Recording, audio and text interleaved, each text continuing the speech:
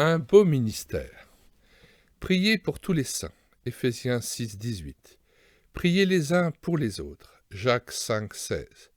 Il prie pour vous parce qu'il vous aime. 2 Corinthiens 9, 14. Lors d'une convention chrétienne en Belgique, un homme aux cheveux blancs fut invité à monter sur le podium.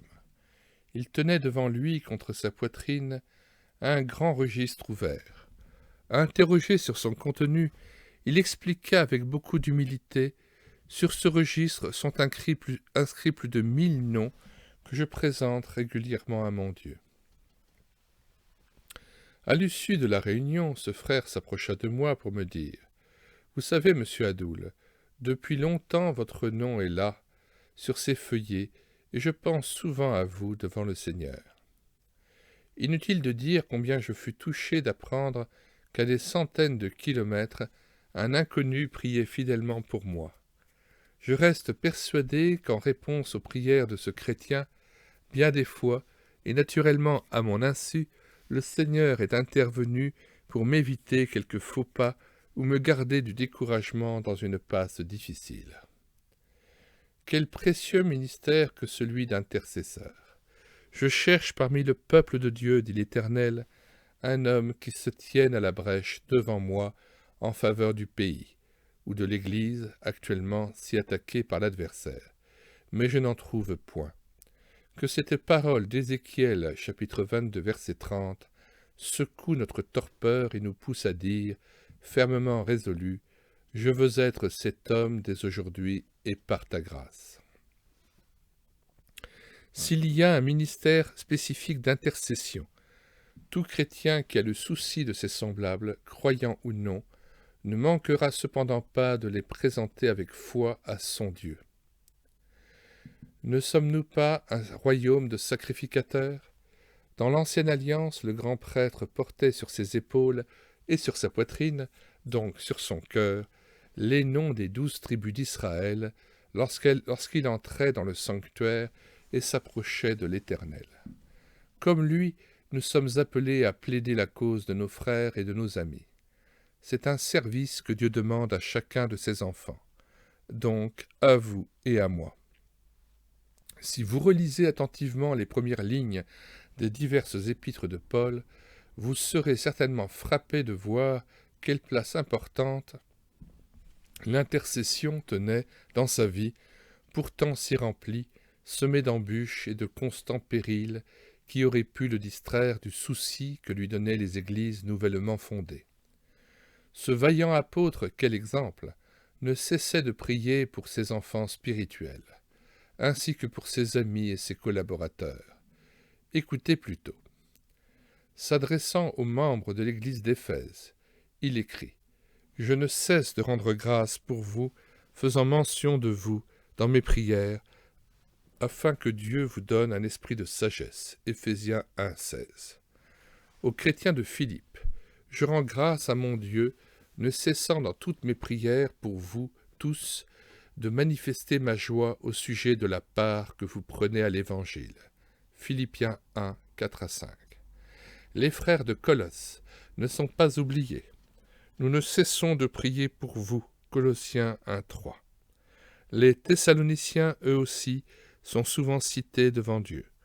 Continuellement, nous faisons mention de vous dans nos prières. 1 Thessaloniciens 1, 2. Nous prions continuellement pour vous. 2 Thessaloniciens 1, 11. S'adressant à Timothée, son jeune collaborateur, l'apôtre écrit: « Nuit et jour, je me souviens continuellement de toi dans mes prières. » 2 Timothée 1, 3. Paul intercède même pour des chrétiens qu'il n'a jamais rencontrés. C'est le cas de ceux de Rome, dont il suit avec joie et intérêt le progrès dans la foi. Je rends grâce à Dieu par Jésus-Christ au sujet de vous tous. Je fais sans cesse mention de vous, demandant continuellement dans mes prières d'avoir enfin le bonheur d'aller vers vous. Romains 1, 8 et 10. Le nom de Philémon, un ami très estimé, monte souvent vers Dieu. Je rends continuellement grâce à Dieu, faisant mention de toi dans mes prières. Philémon, verset 4. Il est des chrétiens, hélas, qui l'attristent par leur comportement charnel. Cependant, il a la liberté de leur écrire, puisqu'ils font partie de la famille de Dieu et ont du zèle pour l'Évangile. Je rends à mon Dieu de continuelles actions de grâce à votre sujet. 1 Corinthiens 1,4. Quel exemple! Celui qui était dans le travail et dans la peine, exposé à de nombreuses veilles, à la faim et à la soif, au froid et à la nudité, plutôt que de céder à la pitié de soi, avouait: je suis assiégé chaque jour par les soucis que me donnent toutes les églises. Qui est faible, que je ne sois faible. Qui vient à tomber, que je ne brûle. 2 Corinthiens 11, 29. Il allait même jusqu'à écrire: Dieu m'est témoin que je vous chéris tous avec la tendresse de Jésus-Christ. Philippiens 1, 8. Dans les paroles citées plus haut, notez les mots que nous reprenons en caractères gras. Dans toutes mes prières, continuellement, pour vous tous, faisant sans cesse mention de vous, ce travailleur infatigable trouvait du temps pour correspondre avec les églises. Il tenait à s'informer de l'état spirituel de ses enfants qu'il nommait et portait devant Dieu continuellement. On peut appliquer à ce serviteur exceptionnel l'expression émise par le Maître, une mesure serrée et qui déborde, Luc 6, 38. Que de temps gaspillé au cours de notre vie! Laissons-nous reprendre par l'esprit de sainteté et offrons-nous maintenant pour être des avocats auprès de notre grand avocat, Jésus-Christ le juste. 1 Jean 2, verset 2. L'intercession est un service que Dieu réclame de chacun des siens et qu'il récompensera un jour. Les réunions de prière de l'Église sont généralement languissantes et souvent sans objet. N'avez-vous jamais entendu cette phrase adressée au Seigneur au cours de ces rencontres? Nous te prions pour nos frères qui n'ont pu se joindre à nous, retenus par la maladie ou l'âge avancé. Sans doute a-t-on raison d'intercéder pour les malades et les vieillards incapables de se déplacer. Mais n'y a-t-il pas des sujets de première importance à mentionner au Seigneur? Or, si vous relisez les textes cités plus haut, vous constaterez que Paul se préoccupait avant tout de la santé spirituelle de ses enfants. Que d'action de grâce quand il apprend qu'ils progressent dans l'amour, la foi et l'espérance. Mais quelle tristesse l'envahit lorsque telle Église est secouée par les querelles et les divisions ou menacée par la fausse doctrine. Soyons honnêtes et reconnaissons qu'on s'occupe assez peu de l'état spirituel des membres de la communauté. On ose citer les noms de ceux qui désertent l'Église, s'égarent ou se laissent submerger par le travail. Il semble qu'on veuille ignorer ceux qui se montrent critiques, amers, négatifs ou médisants. Des conjoints chrétiens sont en guerre perpétuelle sans qu'on s'en inquiète vraiment. Que de brûlants sujets de prière jamais évoqués. Reprenez l'Écriture et considérez ce qui préoccupait l'apôtre Paul lorsqu'il écrivait à ses enfants spirituels. Vous noterez 1. Qu'il tient à savoir si les églises qu'il a fondées progressent dans l'amour et dans la foi et l'amour. Et pour être au courant de leur marche, il prend le temps d'écrire à ces diverses communautés. Souvent inquiet de savoir que les tribulations s'abattent sur ces jeunes églises, l'apôtre s'informe pour se réjouir et pour prier. C'est ainsi qu'il écrit aux Thessaloniciens qu'il a dû quitter précipitamment. N'y tenant plus, j'envoyai Timothée s'informer de votre foi, dans la crainte que le tentateur vous ait tenté et que notre travail soit réduit à néant. 1 Thessaloniciens 3,5. 2. Que souhaite-t-il d'apprendre concernant ses enfants spirituels? A.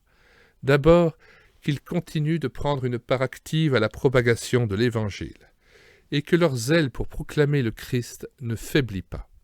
C'est le cas pour les chrétiens de Philippe. Je rends grâce, leur dit-il, au sujet de la part que vous prenez à l'Évangile. Je demande dans mes prières que votre amour augmente de plus en plus, afin que vous soyez purs et irréprochables, remplis du fruit de justice, qui est par Jésus-Christ, à la gloire du Père. Chapitre 1, versets 3, 9 à 10. La persécution n'empêche pas ces néophytes de témoigner avec joie de leur foi en Jésus-Christ. B. L'apôtre tient à savoir si ces chrétiens demeurent et progressent dans la foi au Seigneur Jésus. Si la confiance qu'ils portent à leur Maître au milieu des tribulations ne se relâche pas mais s'affirme au contraire, 2 Timothée 1, 3 et 4, Éphésiens 1, 15 et Colossiens 1, 4. Timothée vient de nous arriver de chez vous, dit-il aux chrétiens de Thessalonique. Il nous a donné de bonnes nouvelles de votre foi, de l'œuvre de votre foi, 1 Thessaloniciens 3, 6 et 1, 3. C. Il veut apprendre aussi que leur amour augmente de plus en plus les uns pour les autres. Philippiens 1, 9. Plus précisément, l'amour pour tous les saints, Éphésiens 1, 15 et Colossiens 1, 4. Un amour authentique qui se manifeste par des actes. Le travail de votre amour. 1 Thessaloniciens 1, 3. Grande est la joie de Paul lorsqu'il peut écrire « L'amour de chacun de vous tous à l'égard des autres augmente de plus en plus. » Ou encore « Ayant entendu parler de votre foi et de votre amour pour tous les saints, je ne cesse de rendre grâce pour vous. » Aux chrétiens de Colosse, il tient le même langage. Informés de votre foi et de votre amour, nous ne cessons de rendre grâce. Nous demandons que vous soyez remplis de la connaissance de sa volonté et soyez agréables au Seigneur, portant des fruits en toutes sortes de bonnes œuvres. Chapitre 1, versets 3 et 9 à 11, etc. D. Enfin, il souligne à plusieurs reprises sa joie d'apprendre la fermeté de leur espérance. Ces croyants ne vivent pas pour ce monde et sont clinquants. Leurs yeux restent fixés sur Jésus et le royaume qui vient. La recommandation qu'il adresse aux chrétiens de Colosse est aussi valable pour nous. Cherchez les choses d'en haut, où le Christ est assis à la droite de Dieu. Affectionnez-vous aux choses d'en haut, et non à celles qui sont sur la terre. Colossiens 3, 1 et 2. Qu'en est-il de notre intercession? N'est-elle que vaine sympathie, ou est-elle réelle préoccupation de voir nos amis et frères en la foi vivre toujours plus près du Seigneur? Qu'en est-il de nos réunions de prière, où l'on ne paraît guère soucieux des progrès spirituels des membres de l'Église? Qu'on ne s'étonne pas alors de voir ces rencontres désertées et parfois supprimées. Dans un petit cercle de prière, pourquoi a-t-on tant de scrupules à mentionner les noms de frères qui s'égarent ou perdent pied? Est-ce la peur de juger qui oblige à rester dans le vague et à ne rien attendre de précis du Seigneur? Juge-t-on le prochain lorsqu'on veut son bien et son épanouissement? Aussi, les occasions de rendre grâce à Dieu pour les prières exaucées sont-elles plutôt rares, pour ne pas dire inexistantes. Et pour cause. Vous ne recevez pas parce que vous ne demandez pas. Jacques 4, verset 2. Si Paul ne cessait de rendre grâce, c'est parce que Dieu accueillait ses prières et répondait favorablement à son inlassable intercession.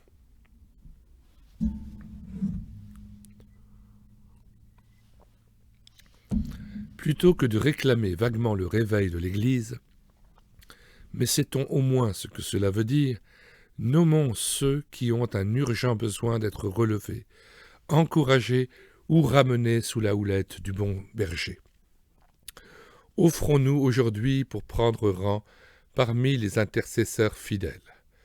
Pourquoi n'inscririons-nous pas dans notre Bible la liste des membres de notre communauté, pasteurs et anciens y compris, dont nous présenterions régulièrement les noms à notre Dieu?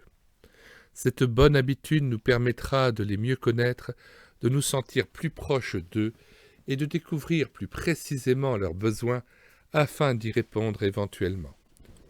Intercéder, c'est aimer, c'est servir le Seigneur, c'est travailler à l'unité de ses enfants.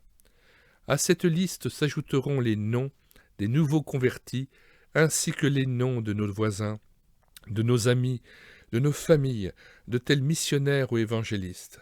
La tâche ne manquera pas à qui veut s'adonner à ce beau ministère. Soyons d'authentiques sacrificateurs et plaidons sans relâche la cause de nos frères à la gloire du Seigneur. Surtout, n'oublions pas que nous sommes au service de Dieu chaque fois que nous prions avec foi et persévérance pour notre prochain. Que Dieu nous saisisse et permette que nos réunions de prière soient le lieu où l'on combat réellement pour sa gloire et l'avancement de son règne. Priez les uns pour les autres. Jacques 5,16. Il prie pour vous parce qu'il vous aime. 2 Corinthiens 9,4. Question. Êtes-vous un intercesseur fidèle? Si oui, pour qui priez-vous régulièrement? Ne pourriez-vous pas ajouter d'autres noms à ceux que vous mentionnez déjà? Lesquels? Vouliez-vous y penser maintenant?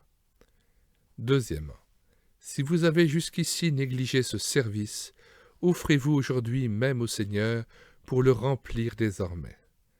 Que pensez-vous du conseil donné plus haut, celui de dresser une liste de noms que vous présenterez régulièrement à Dieu?